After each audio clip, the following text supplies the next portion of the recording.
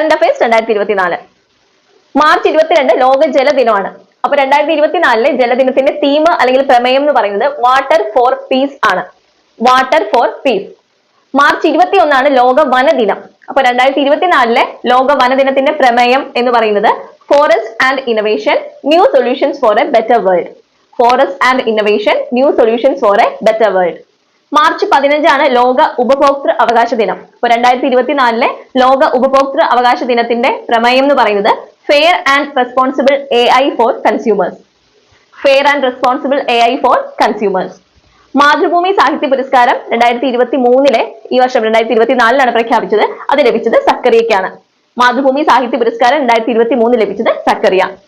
World happiness report 2024 അനുസരിച്ച് ഇന്ത്യയുടെ സ്ഥാനം 126 ഒന്നാം സ്ഥാനത്തുള്ളത് ഫിൻലാൻഡ് ആണ്. ഇന്ത്യയുടെ സ്ഥാനം 126 ഒന്നാം സ്ഥാനം ഫിൻലാൻഡിലാണ്. Thank you.